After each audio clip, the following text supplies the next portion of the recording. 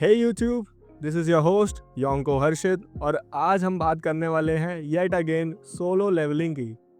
Solo leveling आजकल बहुत धूम मचा रहा है ऑनलाइन, सो मैंने सोचा यार थोड़ा कवर करना चाहिए सोलो लेवलिंग को भी आई गेस।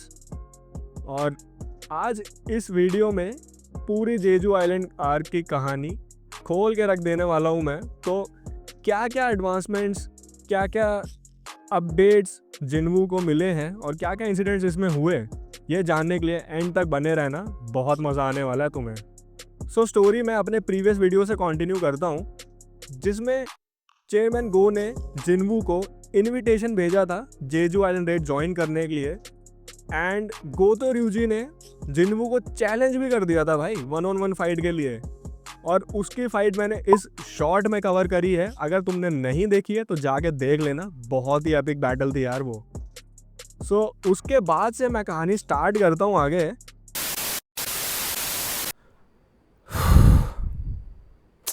यार एक सैड न्यूज़ है कि जेजू आइलैंड रेड में जिन्वू तो नहीं जा रहा, बट कोई नहीं, बाकी सारे हंटर्स तो हैं। आई बिलीव उनका ही एक्शन देख लेंगे। जिन्वू जैसी बात नहीं है यार उनमें, राइट। खैर, बेचारे को इतने टाइम बाद अपनी पूरी फैमिली वापस मिली है तो यार उसका हक बनता है, right. Family always comes first and he believes कि इतने सारे एस रैंक हंटर्स जा रहे हैं रेड में तो भाई कर ही लेंगे ना क्लियर। डंजन क्लियर होता है कि नहीं होता है ये तो तुमको वीडियो देख के ही पता चलेगा, so hang in there. So as I said, S rank hunters तो जा ही रहे हैं, बट उनके अलावा कोरिया के बहुत सारे हंटर्स ने पार्टिसिपेट किया इस बार। Like almost half of the Korea is participating here. 5 major guilds के ऑलमोस्ट सारे हंटर्स पार्टिसिपेट कर रहे हैं, इवन रिटायर्ड हंटर्स भी ज्वाइन कर चुके हैं यार इस बार। ये सब देख के तुम ये कह सकते हो कि इस बार कोई कसर नहीं छोड़ रहे हैं कोरिया वाले। इस बार तो ये वाला गेट क्लियर करना ही पड़ेगा इनको, otherwise you never know what happens. खाली हंटर्स ही नहीं, काफ़ी सारे बैटल शिप्स भी मंगाए गए हैं इस बार चाइना से एंड इवन ताइवान से भी। और जापान के हंटर्स तो हैं ही, जो मैंने प्रीवियस वीडियो में बताया था। प्लान बहुत सिंपल है कि जो जापान के हंटर्स हैं वो 4 टीम्स में डिवाइड हो जाएंगे, alpha, Bravo, Charlie and delta, ठीक है। और जेजू आइलैंड के चारों तरफ चले जाएंगे वो सारे हंटर्स और वहाँ से अपनी माना रेस करेंगे, जिससे एंड्स उनकी तरफ अट्रैक्ट होंगी। और फिर कोरियन हंटर्स को दिया गया है टास्क कि जाके क्वीन को ख़त्म करना है। अगर क्वीन मर गई तो भाई 1 साल में बाकी सारे एंड्स भी ख़त्म हो जाएंगे, राइट। और इस प्लान को कमांड कर रहे हैं जापान की तरफ से गोतो ryuji, जो कि अंडरस्टूड ही था। और लेकिन कोरिया की तरफ से मेरे को ऐसा लगा कि भाई चोई जोंग इन है कमांडर, क्योंकि भाई उस बंदे ने जो आग लगाई है ना, खतरनाक भाई, खतरनाक है भाई। एंड टू अ सरप्राइज, इस बार इन लोगों ने पूरा का पूरा लाइव ब्रॉडकास्ट करने का प्लान बनाया है, आई मीन कोरिया वालों ने। और अपना एस रैंक हीलर मिन डंग यू वो भी ज्वाइन कर चुका है इस वाली रेड में। सो भाई तुम इस रेड की इम्पोर्टेंस तुम समझ पा रहे होगे, क्योंकि इतने सारे लोग आए हैं तो ऑब्वियसली फालतू में तो नहीं आए होंगे, राइट। ये वाला गेट क्लोज करना ज़रूरी है कोरिया के लिए, क्योंकि अगर जेजू आइलैंड से भाई एंड्स बाहर निकली तो कोरिया पूरे के पूरे वर्ल्ड मैप से वाइप आउट हो जाएगा। और फिर उसके बाद अगला नंबर किसका है? जापान का, राइट। तभी वो लोग भी इस वाले रेड में शामिल हो रखे हैं। तो as I said in my previous video कि जापान का प्लान था कि हम एक पर्टिकुलर वेवलेंथ पे रेडियो फ्रीक्वेंसीज भेजेंगे, उनकी वजह से जो एंड से कंफ्यूज हो जाएंगी और कांटेक्ट नहीं कर पाएंगी क्वीन से, और जाके कोरिया टीम क्वीन को आसानी से मार सकेगी, राइट। तो अपने प्लान के अकॉर्डिंग वो लोग उनका कम्युनिकेशन रद्द कर देते हैं using those certain frequencies, right. And plan एकदम सही चल रहा था और यहाँ पे चोई जोंग इन एक के बाद एक अपने कारनामे दिखाता चला जा रहा है।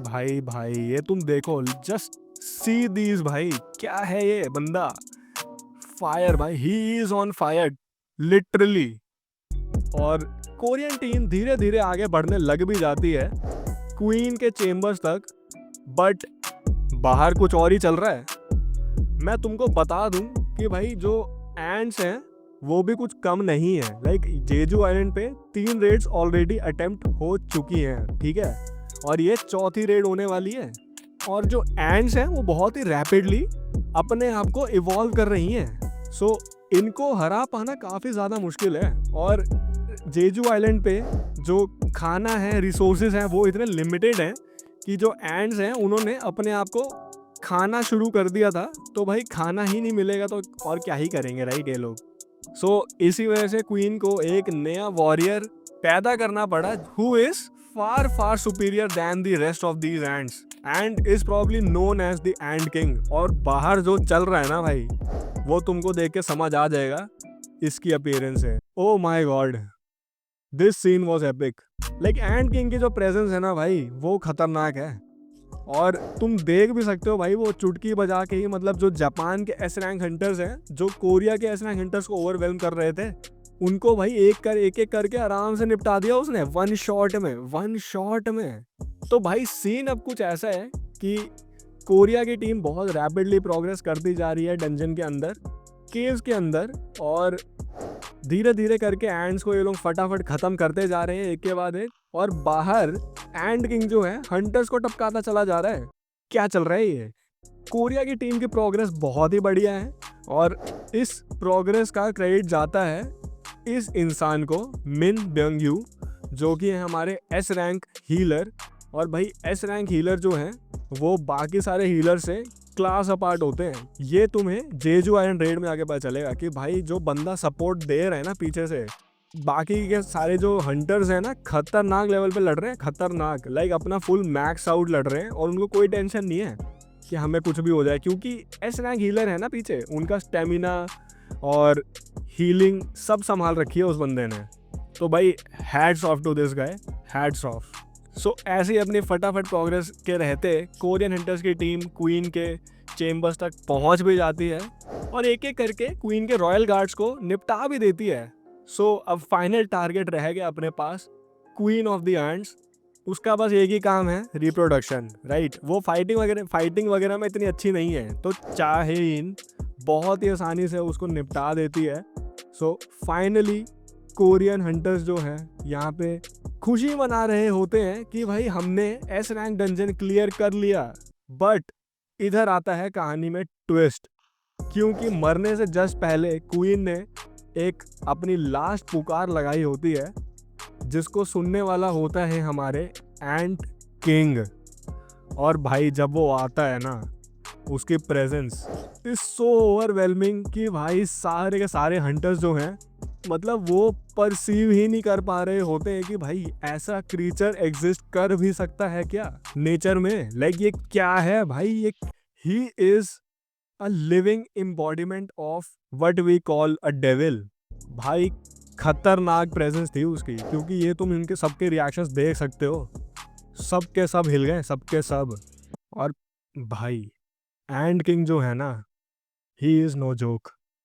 वो क्वीन की बॉडी देख के इतना गुस्से में है ना अभी इस टाइम कि भाई विद इन सेकेंड्स चाहेइन के जस्ट पीछे आता है और एक रख के मुक्का मारता है उसको कि भाई चाहेइन दीवार में घुस जाती है जाके, और डोंगसुक उसको काउंटर करने की कोशिश कर रहा होता है और डोंगसुक के हाथ उखाड़ देता है वो, दोनों के दोनों। इवन बाइक यूनहो अपनी बीस्ट फॉर्म में भी काउंटर नहीं कर पाता, और चॉय जोंग इन जो अभी तक बहुत ही खतरनाक दिख रहा था, उसकी फायर भी यहाँ कुछ काम नहीं आ पाई। और ये काउबॉय भाई साहब, ये क्यों है ऐसे रैंक हंटर भाई, क्या तीर कमान चला रहा है ये, इससे हो जाएगा कुछ।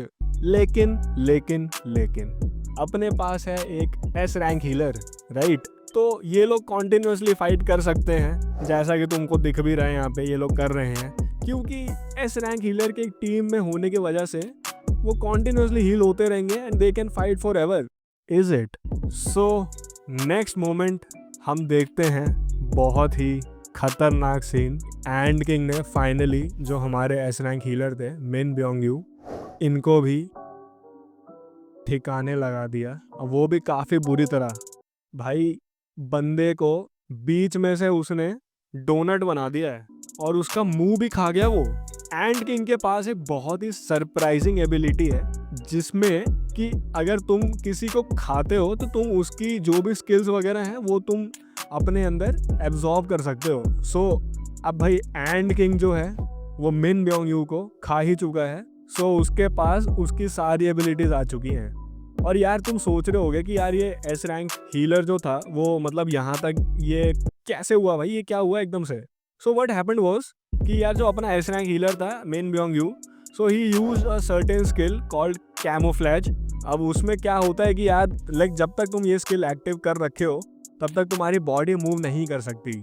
तो अब जब तुम्हारी बॉडी मूव ही नहीं कर सकती है तो भाई दिक्कत तो है ना, राइट। लेकिन कोई तुमको परसीव नहीं कर पाया, कोई तुमको देख नहीं पाएगा। लेकिन यार एंड किंग जो है वो थोड़ा अलग सीन है। उसने भाई उसको देखा ही नहीं, उसके प्रेजेंस फील करके भाई वहां तक पहुंचा और खत्म भी कर दिया उसको। सो यार सैडली मिन ब्योंग यू तो हमारे साथ बस यहीं तक था। अब भाई ये जो अपने एस रैंक हंटर्स हैं इनका क्या होता है वो तुमको आगे पता चलेगा। रुको ज़रा बताता हूँ, आ रहा है ना इंटरेस्ट तो लाइक करो और सब्सक्राइब करना मत भूलना। सो मिन ब्योंग यू को एब्जॉर्ब करने के बाद जो एंड किंग है उसके पास एक नई एबिलिटी आई है जिसके थ्रू वो ह्यूमंस से कम्युनिकेट कर सकता है नॉर्मल वोकैबुलरी यूज़ करके।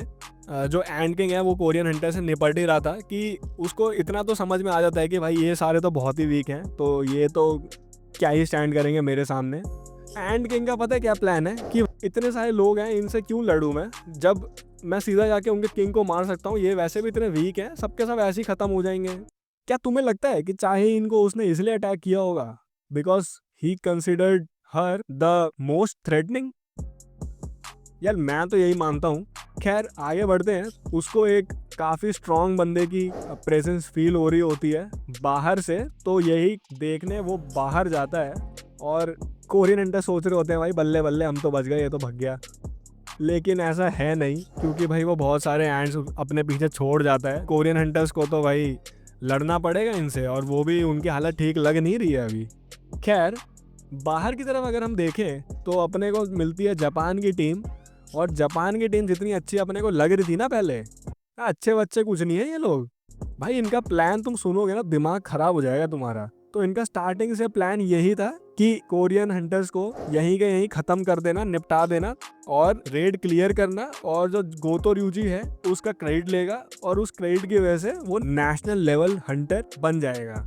क्योंकि भाई नेशनल लेवल हंटर बनने के लिए बस तुमको एक एस रैंक डंजन क्लियर करना होता है, जो कि गोतो ryuji कर नहीं पाया आज तक despite being called the strongest in Japan. उसके लिए काफ़ी बढ़िया मौका है ये वाली रेड। सो भाई सबके अपने अपने अल्टीरियर मोटिव्स हैं, बट भाई जापान के बंदे सही में बहुत ही ज़्यादा कमीने निकले हैं, ये उम्मीद नहीं थी उनसे। खैर इनके प्लान में एक कैच तो ज़रूर आ गया भाई एंड किंग के इंट्रोडक्शन के बाद से, कि उसने इनकी आधी टीम तो वाइप आउट कर दी है। सो इनका चेयरमैन जो है गोतो ryuji से सारी अपडेट ले रहा होता है और वो एग्जैक्टली जो भी जैसा हुआ है वो उसको बता दिया। और ये सब सुनने के बाद उसने बोला कि भाई अब तुम सारे वापस आ सकते हो, जितने बंदे मर गए रहने दो उनको, मेरे लिए तुम्हारी लाइफ सबसे ज़्यादा इंपॉर्टेंट है। क्या लसन किस्म का आदमी है भाई ये, लाइक अपने बंदे भी अबैंडन कर दे रहा है भाई। सो जो गोतो की टीम है वो लोग फॉल बैक करने की पूरी तैयारी कर चुके थे, लेकिन भाई एंड किंग ने आके पूरा का पूरा मामला ऐसा का तैसा कर दिया। He recognizes the strength of Goto ryuji। So अब होने वाली है इन दोनों की बैटल। ज़्यादा खुश मत हो, ये वाली बैटल ज़्यादा चल पाई नहीं।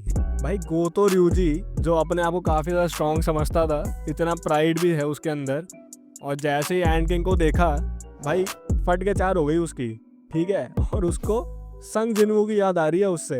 जिनवू ने जो उसको मॉक करा है ना सबके सामने, वो भूला ही नहीं पा रहा अभी तक भाई।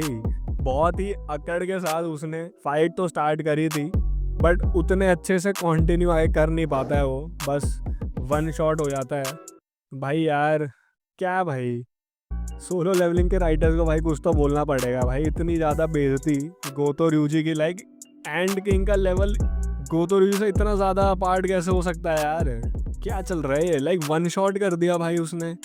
और यहाँ पे भाई कोरियन हंटर्स की भी लाइक कुछ हालत अच्छी दिख नहीं रही है। लेकिन अचानक से एक ब्लैक सोल्जर अपीयर होता है, और वो ब्लैक सोल्जर तुम समझ रहे होगे कहाँ से आया, क्योंकि जिन्वू ने सबकी शैडोज में अपने सोल्जर्स छुपा रखे थे, तो उन्हीं में से एक सोल्जर निकल के आता है जो कि एंड्स को रोकने के काबिल हो जाता है। और इस ब्लैक सोल्जर से तुम थोड़ा बहुत हिंट ले सकते हो। जिन्वू जो कि भाई अपने नॉर्मल से टास्क वगैरह कर रहा होता है, डेली क्वेस्ट पूरे कर रहा होता है, उसको कुछ तो रियलाइज होता है and he finally joins the Jeju island raid. तो भाई अब हुई ना शुरुआत।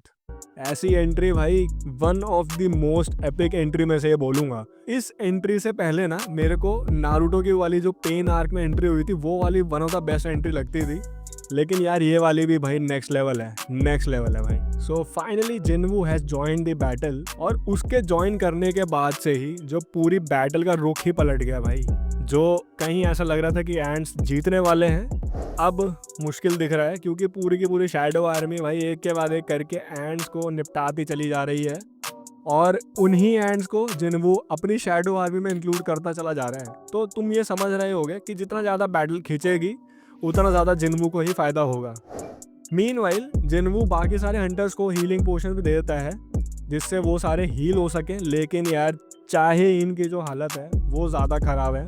शी इज़ वेरी सीरियस, क्योंकि भाई जिस हिसाब से उसने मारा है ना एंड किंग ने, तो रिकवरी करना थोड़ा मुश्किल है अभी इस समय हीलिंग पोशन से एटलीस्ट। और तुम यहाँ पे सोच रहे होगे कि होली एलिक्सर ऑफ लाइफ जिन्वू ने वो क्यों नहीं यूज़ किया, तो तुम्हारा क्वेश्चन बिल्कुल वैलिड है, बट यार सीन ये है कि भाई जो होली एलिक्सर है वो सिर्फ डिजीज़ पे काम करता है, ठीक है, और यहाँ जो है उसको कोई डिजीज़ नहीं है, उसे चोट लगी है, तो वो हील नहीं कर पाएगा उसको।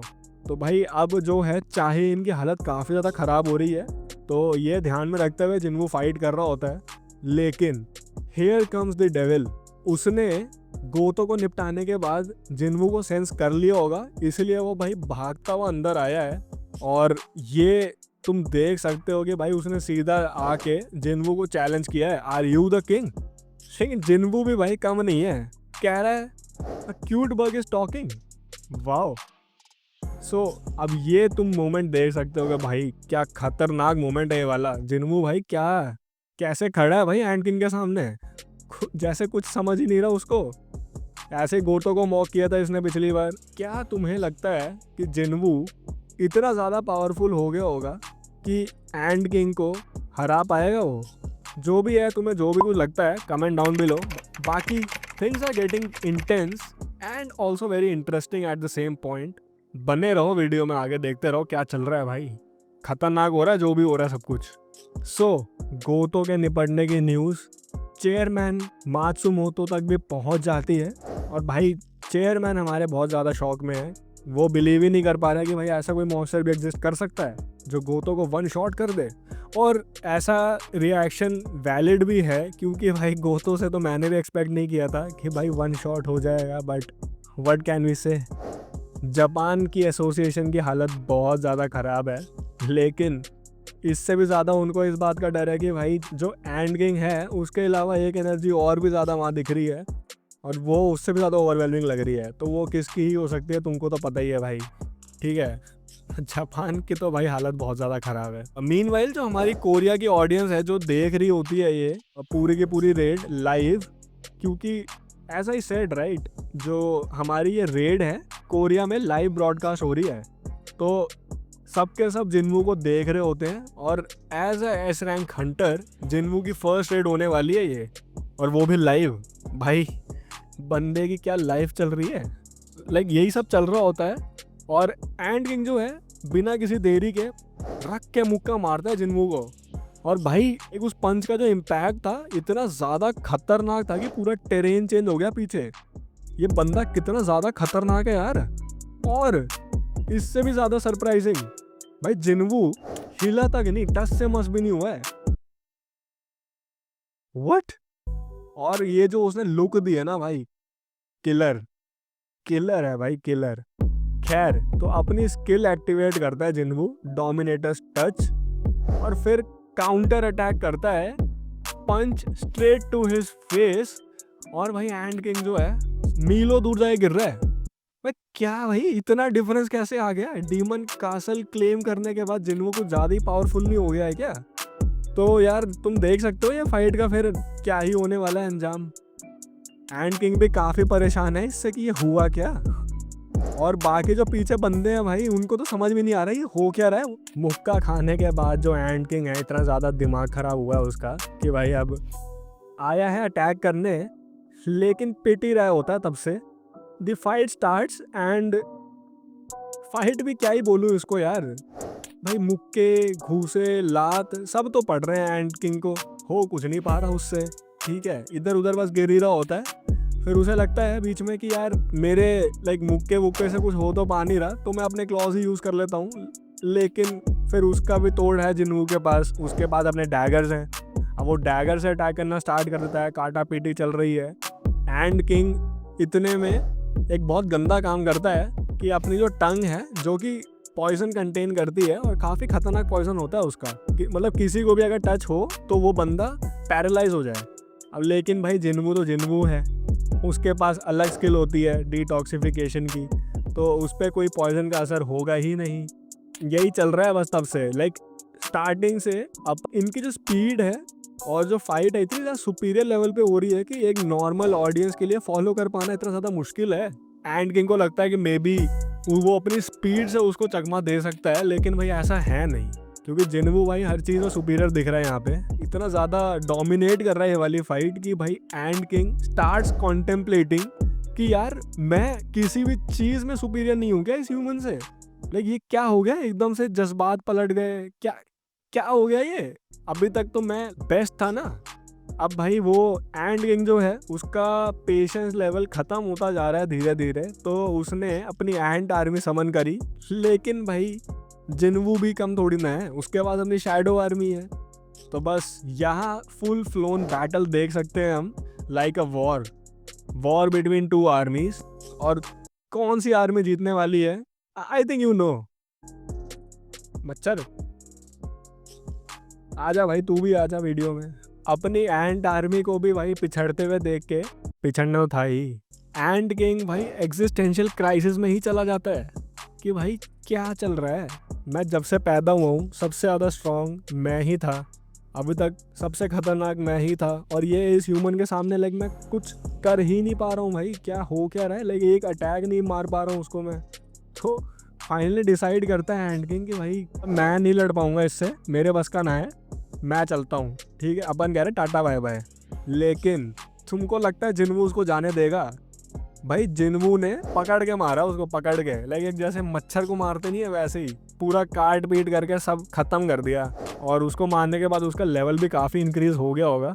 लेकिन जैसी लड़ाई ख़त्म होती है ना, उसको रियलाइज़ होता है कि यार वो एक चीज़ भूल रहा है कि चाहे इनकी जो हालत है वो टाइम के साथ बिगड़ती चली जा रही है, तो उसका कुछ तो जुगाड़ करना पड़ेगा उसे, क्योंकि हीलिंग पोशन काम नहीं आ रहे हैं। सो जिन्वू के पास एक प्लान है, और उस प्लान के अकॉर्डिंग सबसे पहले तो वो कैमरा मैन को बोलता है कि भाई अपना कैमरा बंद कर, और फिर अपनी आर्मी समन करता है। उनको बोलता है कि मिन ब्योंग यू की जो बॉडी है उसको ढूंढ के लाओ, और फिर एक सोल्जर ढूंढ के लाता है बॉडी, और उस बॉडी को वो अराइज कर देता है एज अ शैडो सोल्जर, जो कि यार देखकर जो बाइक योन हु है थोड़ा सा अनसेटल हो जाता है कि यार मिन ब्योंग यू जो है उसका काफ़ी अच्छा फ्रेंड था, और वो लड़ाई से बहुत दूर ही रहता था, उसका कोई लेना देना था नहीं। तुम देख सकते हो यार, काफ़ी सैड स्टोरी है बेचारे की, बेचारा क्योंकि आ भी नहीं रहा था भाई, ज्वाइन भी नहीं कर रहा था, अब यहाँ पर आया बेचारा, वो मरना ही पड़ा उसको।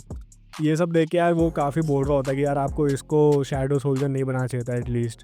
लेकिन यार it's the need of the hour, right? जो एक एस रैंक हीलर कर सकता है ना, वो और कोई भी नहीं कर सकता है। तो भाई फाइनली मिन ब्योंग यू जो है बिना कुछ बोले बिना कुछ सुने अपने काम पे लग जाता है, और चाहे इनको हील कर भी देता है। एटलीस्ट इतना हील कर देता है वो कि अब चाहे इन जो है डेंजर से बाहर आ चुकी है। ठीक है, और सब कुछ देख के जिन्वू अपना शैडो समन कैंसिल कर देता है, जिससे मिन ब्योंग यू की जो सोल है वापस जा सकती है। So that was a very good moment, जिससे बाइक यूनहो भी काफ़ी ज़्यादा खुश हो जाता है। और ये सब करने के बाद जिन्वू जो है भाई बाकी सारे एस रैंक हंटर्स को टाटा बाय बाय बोल देता है हेलीकॉप्टर में बिठा के कि अब तुम लोग जाओ, तुम्हारा कोई काम नहीं है, मैं अकेला निपट लूँगा यहाँ से। ठीक है, बाकी सारी एंड से तो जितने भी एंड्स बची हैं अब उनको अब जिन्वू भाई साहब ही टैकल करेंगे अकेले अपनी शैडो आर्मी के थ्रू। और वहाँ पे लड़ के इसको रियलाइज़ होता है कि यार मेरे पास एक स्वॉर्ड भी तो थी, फिर निकालता अपनी खतरनाक सी स्वॉर्ड जो उसको मिली थी डीमन किंग बारान को हरा के। और स्वॉर्ड इतनी खतरनाक है ना, उसके एक स्ट्राइक से पूरे इन्वायरमेंट में भाई बिजली गिर रही है, बिजली लाइटनिंग स्ट्राइक हो रही है उसकी एक स्ट्राइक से। खतरनाक है भाई। तो ऐसे ही कर करके वो आगे बढ़ रहा होता है और फिर आता है the moment we were waiting for. Finally Jinwoo ant king की जो शैडो है उसको समन करता है एंड अपनी शैडो आर्मी में शामिल कर लेता है और नाम रखता है उसका बेरू। और भाई ये जनरल लेवल रैंक का बंदा है। लाइक अभी तक जो उसकी शैडो आर्मी है उसमें सबसे ज़्यादा खतरनाक लेवल इसी का ही है। अब बेरू जो है ना वो बाकी सारे सोल्जर से थोड़ा अलग है भाई, उसकी रैंक है जनरल लेवल, ठीक है। और जनरल लेवल रैंक का मतलब है तुम बोल सकते हो काफ़ी सारी जो तुम्हारी ओरिजिनल स्ट्रेंथ है वो रिटेन रहेगी। तो फ़ायदे ही हैं मतलब जनरल लेवल के। बाकी जो अपने सोल्जर्स हैं जैसे ईग्रिस और टस्क, तो भाई इनके पास भी पूरा पूरा मौका है वापस से जनरल बनने का, मतलब अपने आप को अपग्रेड करने का। तो यही सब चल रहा होता है। और यार बेरू उसको बताता है कि देखो यार क्वीन को भी आप एक्सट्रैक्ट तो कर सकते हो बट क्वीन एज सच कुछ काम आएगी नहीं। हालांकि उसकी रैंक जनरल लेवल है क्योंकि उसका काम बस खाली रिप्रोडक्शन ही था और बीइंग अ शैडो वो तो रिप्रोड्यूस भी नहीं कर सकती अब, तो किसी काम के तो है नहीं है वो। तो आप उसको क्या ही करोगे लेके अपनी पार्टी में, तो भाई वो उसको तो फिर कैंसिल करना ही पड़ जाता है। खैर जो भी है, बेरू तो अपने पास जुड़ गया है और बस देखते जाओ आगे क्या चल रहा है। तो भाई बेरू को जो समन किया है जिनवू ने, वो उससे पूछता है कि अराउंड कितने एंड्स अभी तक बचे होंगे, क्योंकि यार बेरू जो है ना वो बाकी सारे एंड से कम्युनिकेट कर सकता है। तो भाई सीन ऐसा है कि रेड स्टार्ट होने से पहले ना अराउंड 8700 एंड्स थे यहाँ पे आइलैंड पे, ठीक है, जिनमें से अब बचे हैं 4000। तो ऑलमोस्ट आधे तो इन लोगों ने निपटा दिए लेकिन अभी भी आधे बचे हैं। और क्वीन के मरने के बाद एंड्स भाई अब एकदम बावरे हो गए हैं, बस हर डायरेक्शन में जहाँ भी जा रहे हैं बस तबाही मचा रहे हैं। जिनवू इसको क्लियर करने का जिम्मा देता है अपने न्यूली समन्ड क्रीचर बेरू को। और भाई बेरू जो है ना मामूली तो नहीं है, तुमने देखा ही है। बेरू ने सारे के सारे एंड्स को ऑलमोस्ट एलिमिनेट कर दिया और जितने बचे थे बाकी और भी कुछ लोगों ने निपटा दिए हैं। लाइक कुछ आइलैंड्स पे अलग अलग इधर उधर चले गए थे, जैसे चाइना के कोस्ट पे गया था तो उसमें जो चाइना का जो हंटर था स्ट्रॉन्गेस्ट हंटर नेशनल लेवल, तो उस बंदे ने ही काफ़ी एंड्स मारे थे। काफ़ी खतरनाक लगा वैसे वो भी मुझे। बाकी अगर तुमने मांगा पढ़ी होगी तो तुमको पता ही होगा वो कितना केपेबल है। और भाई ये नाइट्स गिल्ड वाले बड़े चंट हैं, पीछे से सारी रेड के आइटम्स कलेक्ट करने स्टील करने आए हैं ये लोग। लेकिन सबसे खतरनाक मोमेंट ये था कि अचानक से 2 मिस्टीरियस कैरेक्टर्स की एंट्री होती है। अगर तुमने मांगा पढ़ी होगी तो तुमको पता होगा भाई क्या भौकाली लोग हैं ये लोग। खैर इनके बारे में अपने को आगे पता चलेगा, जिसकी बात मैं किसी और वीडियो में करूँगा। तो फाइनली इन सब चीज़ों के साथ भाई जेजू आइलैंड की जो रेड है यहीं ख़त्म हो जाती है। और अब जो ये रेड थी ना, क्योंकि लाइव ब्रॉडकास्ट हो रही थी, कोरिया के अलावा भी काफ़ी सारी कंट्रीज़ के पास भी वाली फुटेज आ गई है। और जिनवू को इस कदर बैटल में लड़ते हुए और single handedly S rank dungeon clear करते हुए बहुत लोगों ने देखा है। तो यार ऑब्वियस ही बात है सबके सब अप्रोच करेंगे जिनवू को, जिनमें से एक कंट्री थी अमेरिका। तो भाई जो अमेरिका का हंटर ब्यूरो है वो आए हैं इनको जिनवू को अपनी कंट्री में इनविटेशन देने के लिए। और जिनवू को बोलते भी है कि भाई अगर तू राज़ी हो भी जाता है ना तो विद इन सेकेंड्स तेरी जो नेशनैलिटी है चेंज करके अमेरिकन बना देंगे हम लोग। भाई सही है भाई, अपने एस रैंक बनने के ना पर्क्स ही अलग हैं। अमेरिका जो है बस खाली नेशनैलिटी देने नहीं आई है, बहुत ही खतरनाक ऑफर के साथ आई है। Apparently America has a Hunter जिसका नाम है निर्मला सीतारमन, इनका नाम है नॉर्मा स्टेलर। इनकी जो एबिलिटीज़ हैं काफ़ी यूनिक है, इनको बोला जाता है अपग्रेडर। तुम्हें पता होगा कि बीइंग अ हंटर एक बार अवेकनिंग होने के बाद जो तुम्हारी स्ट्रेंथ है वो उतनी की उतनी ही रहती है, राइट। तुम कभी उसको बढ़ा नहीं सकते हो। मतलब जिनवू केस अलग है, स्ट्रेंथ से मेरा मतलब है तुम्हारी जो लाइक पावर्स हैं तुम उनको बढ़ा नहीं सकते हो, राइट। बट ये जो बंदी है भाई ये तुम्हारी लिमिट इंक्रीज कर सकती है अप टू बाय 20 to 30%। यार ये जो ये स्टेप है मतलब अपग्रेड करने का, तो ये स्टेजेस में होता है, ठीक है। अब इनका सीन ये है अमेरिकन्स का कि इनके एक्सपीरियंस में इन लोगों ने देखा है कि जितने भी हंटर्स हैं जैसे ही स्टेज 1 रिसीव करते हैं ना, तो उसके बाद इतने ज़्यादा एडिक्टेड हो जाते हैं इससे कि वो बाकी सारे स्टेजेस के लिए वापस आते ही आते हैं। तो स्टेज 1 ये लोग जिन्वू को ऐसा गिफ्ट दे देंगे और इनको पता है कि भाई जिन्वू पावर बढ़ जाएगी तो उससे एडिक्ट हो जाएगा और फिर वापस आएगा तो उसको अमेरिका ज्वाइन करना पड़ ही जाएगा। ठीक है, सो काफ़ी फुल प्रूफ प्लान है। ये मैडम जो है अपना हाथ आगे बढ़ाती है जिन्वू का लिमिट चेक करने के लिए, लेकिन भाई जैसे ही वो उसकी कॉन्शियसनेस में एंटर करती है ना, उसको कुछ और ही देखने को मिलता है। और वो क्या है वो तुम ये देख सकते हो भाई, उसकी पूरी मतलब कॉन्शियसनेस जो है डार्कनेस से बनी हुई है। It is filled with darkness the entirety of it. और उस डार्कनेस में कोई एक एंटिटी है जो उसको वापस घूरती है और वो उस वजह से इतना ज़्यादा डर जाती है ना कि भाई पसीने छूट जाते हैं उसके। तो वापस आके वो सीधा मना ही कर देती है कि नहीं मैं नहीं कर पाऊंगी भाई, अपग्रेड रहने दो फिलहाल के लिए। तो उसकी तो हालत ख़राब हो चुकी है, बीमार हो के वो जाने लगी। और भाई अमेरिकन इस जिन्वू के ऊपर गोली तान के बैठे हुए हैं। क्या पागल है क्या, मरना वरना इनको।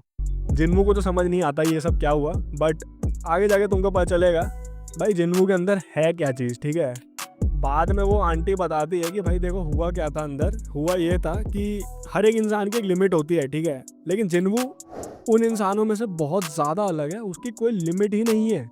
और वो तुमको पता है भाई क्यों नहीं है, कब से तो अपग्रेड कर रहा है वो लड़का, कहाँ से लिमिट होगी।